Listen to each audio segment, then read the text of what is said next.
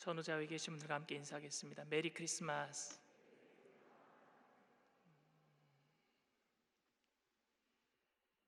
말씀의 제목을 함께 다 따라해 주시길 바랍니다. 예언의 완성이신 예수님, 예언의 완성이신 예수님. 여러분, 예언이 이루어지기 위해서는 여러 가지 조건들이 다 맞아 떨어져야 합니다. 개인적인 예언이야 자신이 그렇게 되려고 노력하면 되겠지만, 근데 저도 예전에 저에 대해서 제 스스로 가졌던 꿈, 그건 뭐 제 예언이라고 할 수 있잖아요. 저는 사업가가 돼서, 아버지 사업을 물려받아서 사업가가 돼서 교회 장로님이 되어서 열심으로 봉사하는 거였거든요. 근데 그 제 예언도 제가 이루지 못했습니다. 제 예언도 제가 이루지 못할 때가 많습니다. 아무리 노력을 해도 제가 안 되는 일들이, 제 노력으로 안 되는 일들이 있단 말입니다. 그런데 역사적으로 어떤 사건을 예언한다거나 아니면 어떤 한 인물을 어떤 사람이 예언을 했다고 하면은 그 사람은 자기가 자신에 대해서 예언한 것도 아니고 다른 사람을 예언한 건데, 그것도 수천 년 전에 그 사람이 그것을 이루어질 것이다, 이건 정말 일어날 수 없는 일들이거든요, 사실. 얼마 전에, 몇 년 전에 우리 한국을 떠들썩하게 만들었던 비선실세 최순실 씨가 자신의 딸인 정 씨를 당시에 IOC 위원을 만들겠다고 했다고 합니다. 그러니까 자기가 예언한 거죠. 자기 딸을 이렇게 하겠다.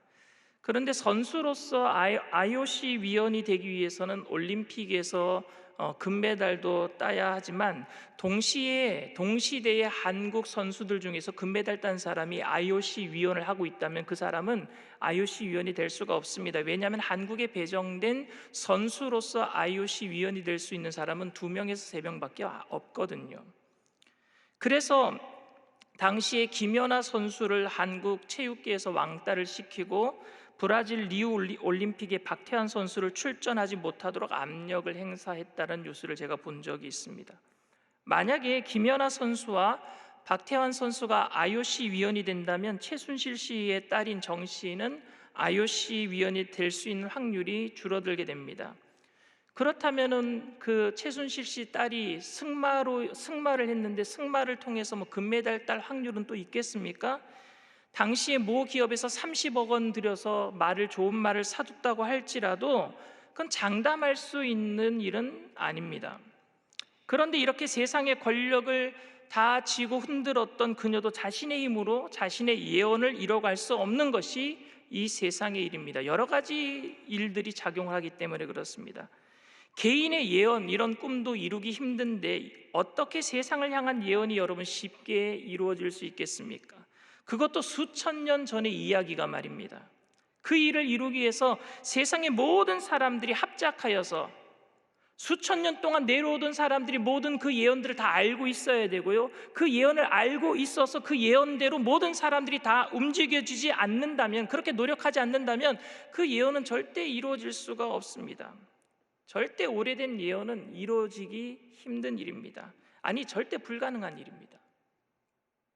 그런데 예수님의 탄생은 수천 년 전의 구약 성경의 예언이, 그것도 힘이 있는 나라가 아니라 나라를 빼앗기고 식민지 통치를 받고 있는 그 이스라엘 상황 속에서 천대받는, 그것도 예루살렘의 어떤 성 안에 수도에 살고 있는 사람이 아니라 저 나사렛이라고 하는 시골 동네에 살고 있는 천민들이 살고 있는 그 동네에 힘이 없는 요셉이란 청년과 마리아라는 처녀 사이에서 시작되고 있어요.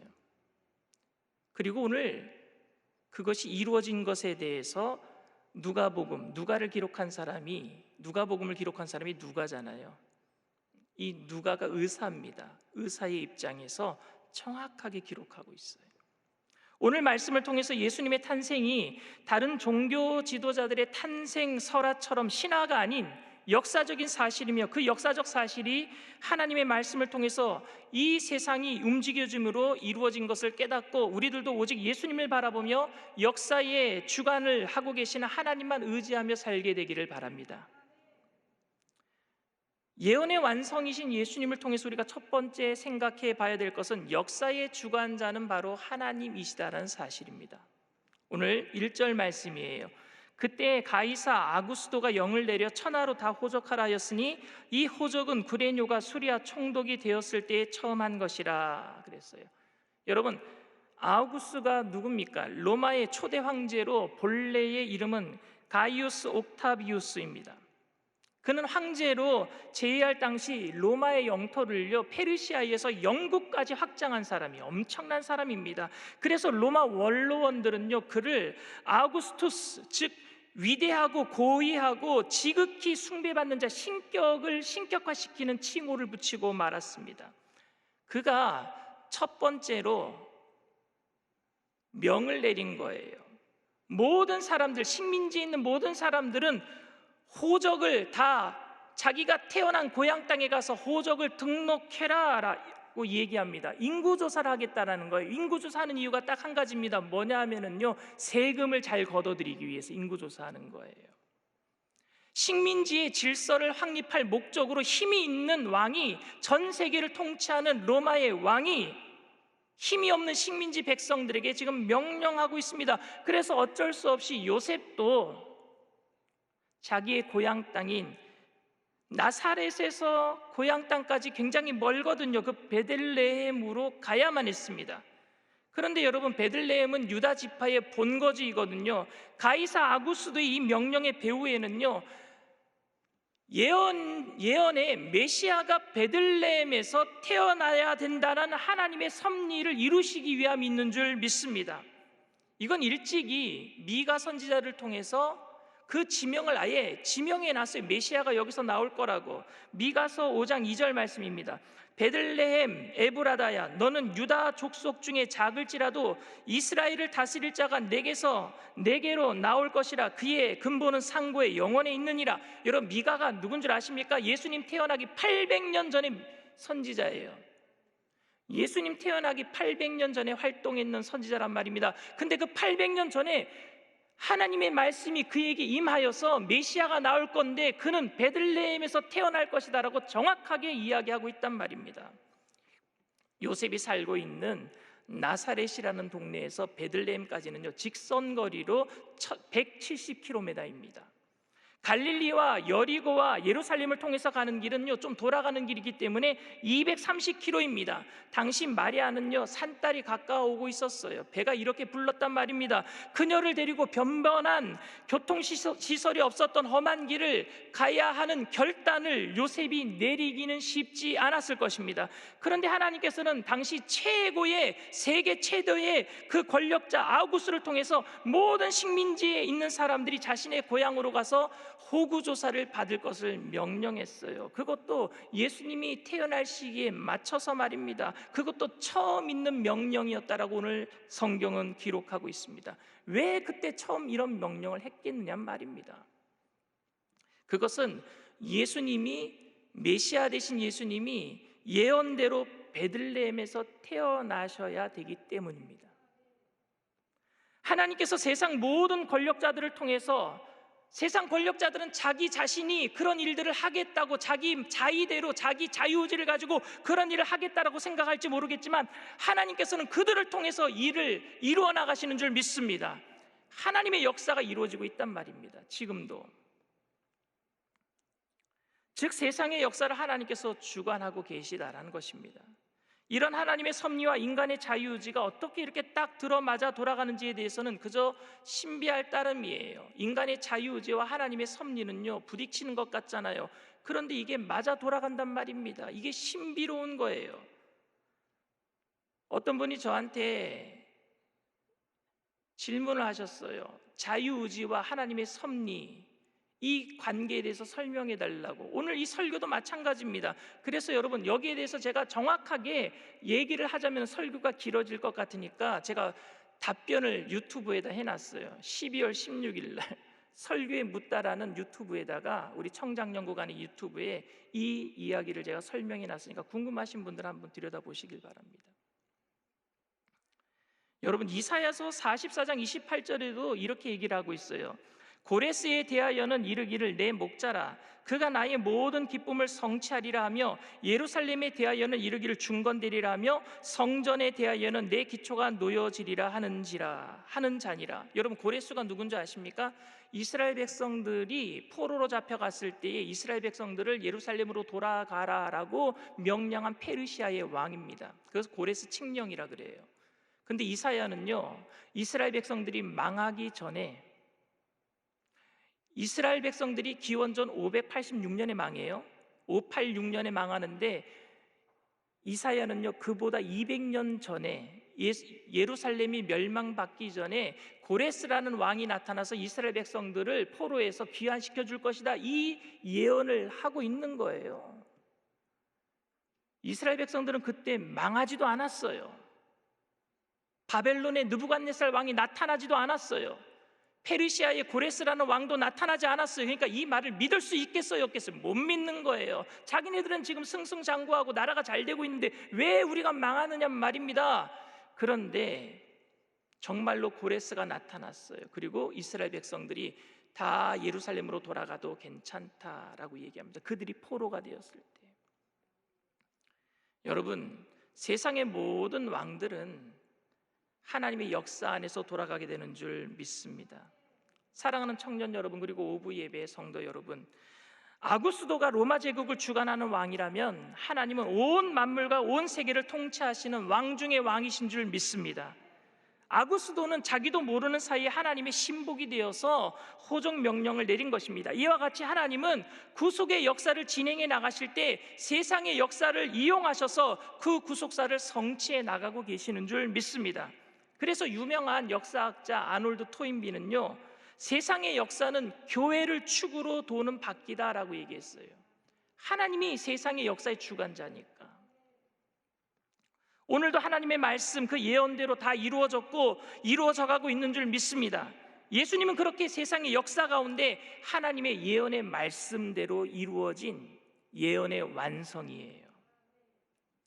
예언의 완성이신 예수님, 두 번째로 생각해 볼 것은 예수님은 생명의 떡이라는 사실입니다. 오늘 4절 말씀입니다.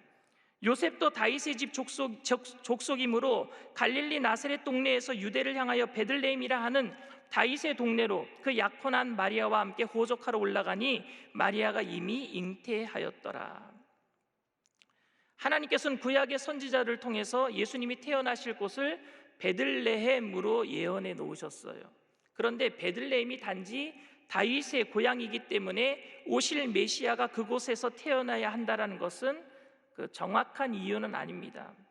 유다 지파 땅이기 때문에, 다윗의 고향이기 때문에 꼭 그곳에서 태어나야 하는 이유보다 더 큰 이유가 있습니다. 그 더 큰 이유가 뭐냐면요, 베들레헴의 그 뜻 이름 때문에 그래요. 베들레헴의 뜻이 뭔 줄 아십니까? 떡집이에요. 빵집이란 뜻입니다. 하나님께서는 아브라함에게 고향을 떠나 하나님께서 지시할 땅으로 가라 그랬어요. 그 땅이 바로 베들레헴이에요. 가나안 땅입니다. 그런데 그 땅에 도착했을 때 아브라함에게 흉년이 들었어요. 흉년이 드니까 아브라함은요, 먹을 양식을 구하기 위해서 베들레헴을 떠납니다. 가나안 땅을 떠납니다. 그래서 애굽으로 내려가요. 창세기 12장 10절 말씀입니다. 그 땅에 기근이 들었으므로 아브라함이 애굽에 거류하려고 그리로 내려갔으니 이는 그 땅에 기근이 심하였습니다. 여러분, 또 사사시대에 보면요, 이스라엘의 한 가족이 먹을 것이 없어서 이민을 갑니다. 그의 가족은 바로 나오미의 가정입니다. 남편 엘리멜렉과 그 아내 나오미와 두 아들 말론과 기론이 감히 하나님께서 떠나지 말라고 하는 그 베들레헴 땅을 떠나서 어디로 들어가느냐 하면요, 하나님이 절대 가지 말라고 하는 땅, 암몬과 모압 땅으로 들어가 버려요. 먹고 살기 위해서 베들레헴을 떠나는 거예요. 룻기서 1장 1절 말씀입니다. 사사들이 치리하던 때에 그 땅이 흉년이 드니라 유다 베들레헴의 한 사람이 그의 아내와 두 아들을 데리고 모압 지방에 가서 거류하였는데, 여러분, 떡집을 떠나면 안 돼요. 하나님의 말씀이 있는 교회를 떠나면 안 되는 줄 믿습니다. 왜냐하면 그곳에 예수님이 계시기 때문에 그래요. 말씀, 생명의 떡이신 예수님이 계시기 때문에 그렇습니다. 아브라함이 가나안 땅을 떠났을 때, 베들레헴을 떠났을 때 어땠습니까? 애굽에 내려가면 잘 될 것 같지요? 아니요. 아내를 누이라고 속이고 아내까지 빼앗겨 버리지 않았습니까? 나오미는 잘 됐어요? 아니요. 엘리멜렉이 죽고 남편이 죽고 말론과 기럨 두 아들이 죽어버리지 않았습니까? 지금 당장 떡집에 떡이 없다고 떠나면 안 된다는 얘기입니다.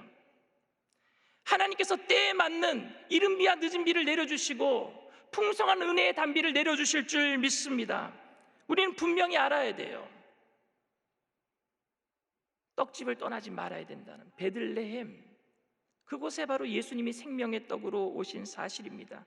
그 베들레헴 떡집에 그것도 말구유가 뭡니까? 말밥통이잖아요. 그 밥통에 예수님이 태어나셨어요. 생명의 떡이신 예수님을 기억해야 됩니다. 그 말씀을 먹지 않고는 우리는 이 세상에 그 어떤 것으로 채운다고 할지라도 채울 수 없단 말입니다. 요한복음 6장 48절에 내가 곧 생명의 떡이라 말씀하셨어요. 예수님께서는 자신을 생명의 떡이라 말씀하셨어요. 예수님은 말씀이시며 우리가 날마다 말씀 생활하는 것이 바로 생명의 떡이신 예수님을 먹는 것인 줄 믿습니다. 예수님이 내 안에, 내가 예수님 안에 거해야 돼요. 그 생명의 떡으로 오신 예수님께서는 오늘 말구유에 태어나신 거예요. 이스라엘 백성들은 가나안에 들어가기 40년 광야 생활하는 동안에 날마다 하늘에서 내려오는 만나를 먹었어요. 그 만나는 그들이 심고 가꾸고 수고하고 거둬들인 것이 아닙니다. 광야에서는 농사도 질 수 없었어요. 사냥하기도 힘들었습니다. 딱 굶어 죽기 좋은 것이 광야였었어요. 근데 그 만나가 뭡니까? 하늘에서 내려오는 하나님의 말씀, 영적으로 오늘 우리가 먹어야 될 그리스도의 말씀인 줄 믿습니다. 그 말씀을 먹음으로 인해서 그들은 가나안 땅까지 갈 수 있었던 거예요. 오늘 우리도 저 천국 가나안 땅까지 가기 위해서는 광야 같은 인생길 속에서 하늘의 만나인 예수 그리스도 그 생명의 떡 말씀을 먹으면서 가야 될 줄 믿습니다. 날마다 여러분 예배를 사모하세요. 혹시 누군가가 내 마음에 상처를 주고 교회를 떠날 만한 상황이 벌어지더라도 절대 교회를 떠나지 마세요. 왜? 이곳에 예수님의 생명의 말씀이 있기 때문에 그렇습니다. 그 말씀을 놓치지 않고 갈 때에 우리는 예언의 완성이신 예수님을 통해서 주님 만나게 될 줄 믿습니다. 마지막으로 우리가 세 번째로 생각해 봐야 될 것은 예언의 완성은 곧 겸손입니다. 겸손이에요. 오늘 7절 말씀입니다. 첫 아들을 낳아 강보로 싸서 구유에 누였으니 이는 여관에 있을 곳이 없음이러라. 온 우주의 주인이시고 만물의 주권자 되신 하나님께서 그의 독생자 예수님이 태어날 곳이 없어서 위생적으로 더러운 짐승들이 침이 고여 있는 그 짐승 우리 말밥통 안에서 태어나게 하셨단 말입니다. 조금이라도 돈이 있고 권력이 있다면 자신의 자식을 위해 많은 것으로 좋은 것으로 해주고 싶은 것이 부모의 심정 아니겠습니까? 저도 저희 집에 첫째와 둘째가 태어날 때 제가 해줄 수 있는 한도 내에서 가장 좋은 시설에서 태어날 수 있도록 했습니다. 아이들이 건강하게 태어날 수 있도록 좋은 의사 선생님, 좋은 병원 시설에서 태어날 수 있도록 했단 말입니다. 만약 저에게 금전적 여유나 권력이 있었다면 더 좋은 곳에서 태어나게 해줬을 거예요. 누구든지 권력과 돈이 있으면 사람들은 그 힘을 이용해서 자녀들을 성공시키려고 할 것입니다.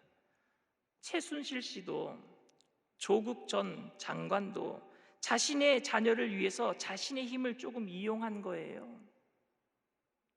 그러나 결국 힘들고 어렵게 살아가는 청년들에게 상처와 좌절감을 안겨주고 말았습니다. 다 지나간 이야기로 여러분들의 마음에 또다시 상처를 주고 싶은 생각은 없지만 당시 최순실 씨의 딸이었던 정 씨가 인터넷에 이런 글을 올렸어요. 너희 부모님을 원망해. 돈도 실력이야. 그런 어머니 밑에서 겸손함을 여러분 배울 수 있었겠습니까? 그러나 하나님께서는 독생자 예수님을 권력자가 자신의 자녀를 대하듯이 그렇게 극진하게 대우해 주지 않으셨습니다. 최순실 씨는요, 자신의 딸을 위해서 독일의 전지훈련을 떠나면은요, 호텔 한 곳 전체를 다 대여했다고 합니다. 있는 손님 다 쫓아내고 호텔 전체를 다 빌렸다고 합니다. 그러나 하나님께서는요, 베들레헴 여관에 이미 머물고 있는 사람들을 쫓아내지 않으셨어요. 자기 아들 태어난다고. 방이 다 차 있으니까요, 빈 방이 없으니까 말구유로 하나님은 그곳으로 마리아와 요셉을 인도하셨어요. 자신의 독생자 예수님이 태어난다고 호들갑을 떨며 다른 사람들에게 위화감을 조성하지도 않으셨습니다. 이 세상의 모든 사람들이 다 알도록 나팔을 불고 금빛 카펫을 깔고 왕의 대관식처럼 모든 신하들의 시중을 받으면서 태어나도록 하지 않으셨어요. 그렇게 할 수 있음에도 불구하고 말입니다, 모든 사람들이 불편하지 않도록 짐승들의 우리에서 겸손하게 태어나게 하십니다. 그렇게 태어나신 예수님은요, 평생 겸손하게 사셨어요. 온유와 겸손함으로 살아가십니다. 바로 구약의 예언자들이 말한 메시아임에도 불구하고 사람들에게 혼란을 주지 않기 위해서 끝까지 자신의 권위를요, 겸손 속에 감추시고 섬기는 삶을 살아주신 줄 믿습니다. 마지막 죽는 순간까지 제자들의 발을 씻기시는 모습을 보여주셨단 말입니다. 그리고 결국에는 예언의 완성을 위해서 겸손하게 십자가를 져주신 줄 믿습니다. 크리스마스 성탄절은 예수님께서 겸손하게 우리를 섬기기 위해서 이 땅에 오신 날입니다. 그러나 이런 의미가 퇴색되게 세상은 돈 있는 사람들은 많은 선물을 주고받고 시끌벅적한 파티를 열고 주인공인 예수님을 잊어버리게 만듭니다. 그러나 우리는 절대 잊지 말아야 합니다. 예수님께서 하나님의 예언의 말씀을 이루시기 위해서 이 땅에 생명의 떡으로 오신 겸손의 왕이심을 우리는 잊지 말아야 할 것입니다. 모든 성도님들이 하나님의 말씀을 먹고 그 말씀을 전하며 겸손하게 하나님만을 높이는 삶을 살게 되시기를 주님의 이름으로 축원을 드립니다. 이 시간 잠시 말씀을 생각하시면서 묵상으로 기도해 주시기를 바랍니다. 오늘 예수님께서 예언을 이루시기 위해서 역사의 주관자 되신 하나님의 아들로 생명의 떡으로 겸손의 왕으로 오셨어요. 그 이유는 바로 믿지 않고 영원히 죽을 수밖에 없었던 죄인들, 우리들을 위해서 이 땅에 오셨다라는 사실입니다. 오늘 이곳에 처음 교회에 오신 분들 계십니까?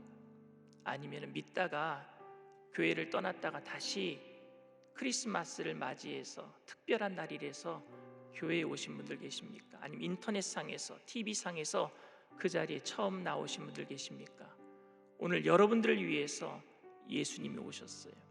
그분을 내가 예수님을 구주로 모셔드릴 때에 여러분들의 삶이 변화가 일어날 거예요. 이 땅에서 힘들고 어렵게 살지라도 천국의 기쁨이 넘쳐날 거예요. 여러분들이 힘들고 어려운 삶을 예수님께서 합력해서 선으로 만들어 주실 거예요. 천국 가는 그날까지 예수님께서 여러분들을 책임져 주실 거예요. 그러니 그분을 여러분들의 삶의 주인으로, 왕으로 이 시간 모셔드리기를 바랍니다. 모셔드리는 방법은 믿음으로 여러분들 고백하면 돼요. 믿음은 여러분, 주님을 신뢰하겠다라는 표현입니다. 전적으로 내가 주님을 의지하겠습니다. 그 믿음으로 제가 하는 기도를 따라해 주시기를 바랍니다. 하나님 아버지, 저는 죄인입니다. 어디에서 와서 왜 살며 어디로 가는지 알지 못하고 방황하며 살았습니다. 저의 죄를 위하여 십자가에서 죽으시고 부활하신 예수님을 제 구주로 모셔드립니다. 저는 하나님의 자녀가 되었습니다. 지금부터 영원토록 주님과 함께 살겠습니다. 예수님의 이름으로 기도드립니다. 아멘. 할렐루야. 여러분들을 진심으로 축복하고 환영합니다. 오늘 주님께서 이 땅에 오신 이유가 있지요. 그 이유를 우리가 찬양하고 우리 주님 앞에 감사와 우리가 하나님께 경배를 드리는 고백을 하겠습니다.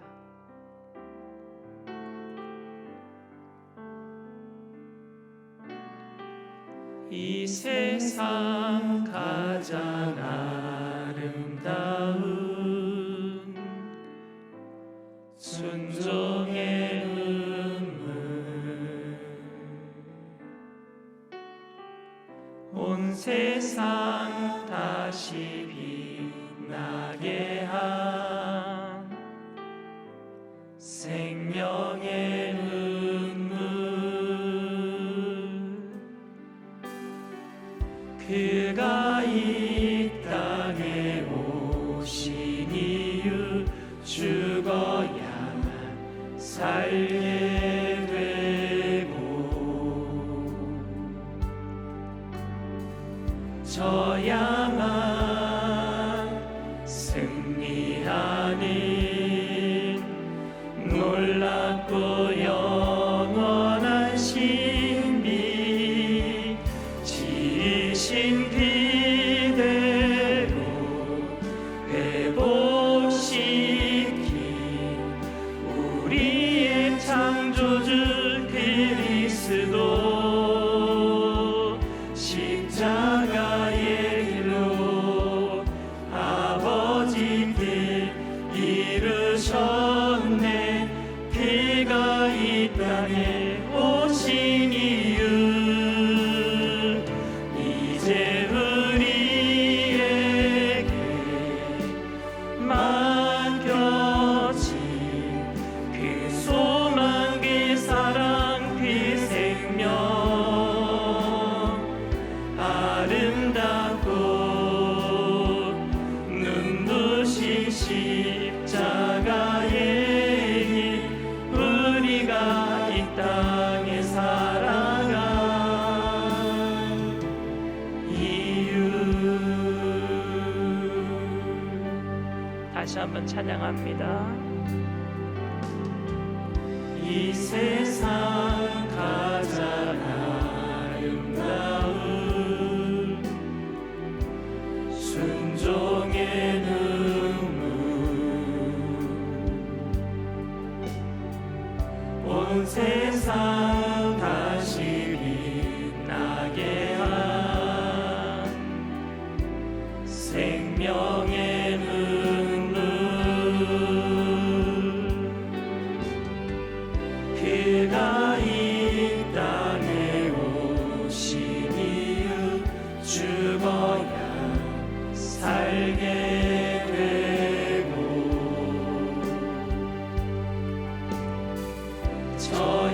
져야만 승리하는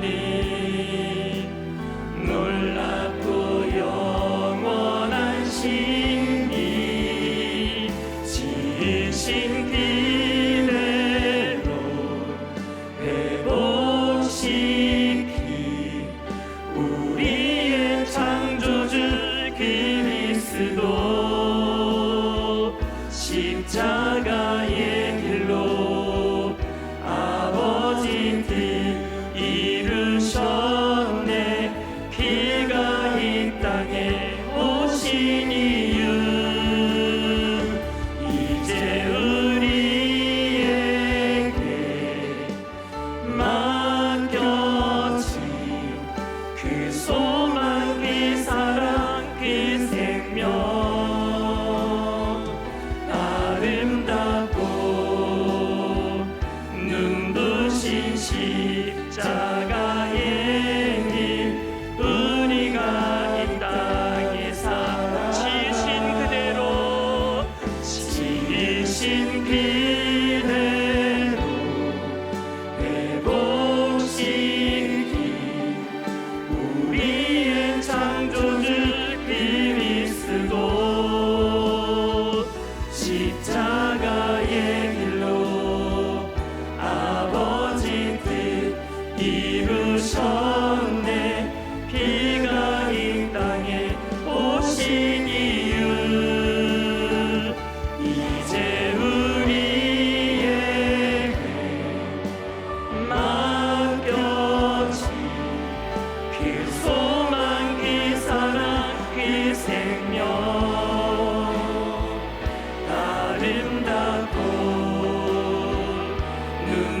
주신 십자가의 길 우리가 이 땅에 살아갈 이유. 하나님께서 예수님을 이 땅에 보내실 때 마음이 어땠을까? 부모가 자식을 생각하는 마음으로 한번 제가 생각을 해봤어요. 태어나는 날이 즐겁고 기쁘진 않았겠다라는 생각이 들더라고요. 예수님 태어나는 날이 하나님 생각에는 조금 있다가 십자가를 져야 될 생각 때문에 마음이 너무너무 아프셨겠다라는 생각이 듭니다. 근데 기쁨으로 오셨어요. 우리를 위해서. 오늘 우리가 주님의 마음을 생각한다면 크리스마스가 우리들에게 가장 기쁘고 즐겁고 정말 해피한 날이 될지 모르겠지만 하나님 편에서 볼 때는 너무너무 아픈 날이겠구나. 우리가 하나님 마음을 생각하면서 주님, 나도 예수님처럼 겸손하게 살겠습니다. 나도 내게 주신 십자가, 나를 부인하고 그 십자가를 따르는 그리스도의 제자가 되겠습니다. 이 땅에 죽어가는 많은 영혼들을 위해서 내가 하나님의 역사를 일으키는 그 창조적인 소수로서 십자가의 사람으로서 살아갈 수 있도록 성령님 나를 주장하여 주시옵소서. 그리고 나를 통해서 생명의 떡이신 예수님만이 전파될 수 있도록 주님 나에게 성령 충만한 말씀으로 채워주시옵소서. 이 성탄절을 통해서 많은 사람들이 구원받고 주님께로 돌아올 수 있는 이 크리스마스 계절이 될 수 있도록 우리 청년들이 변화되게 하여 주시옵소서. 우리 가정이 변화되게 하여 주시옵소서. 이 한국이 부흥의 땅으로 변화되게 하여 주시옵소서. 우리 주님 세 번 부르고 동서로 간절히 기도합니다. 주여, 주여, 주여. 할렐루야. 사랑과 은혜가 풍성하신 하나님 아버지, 주님의 은혜가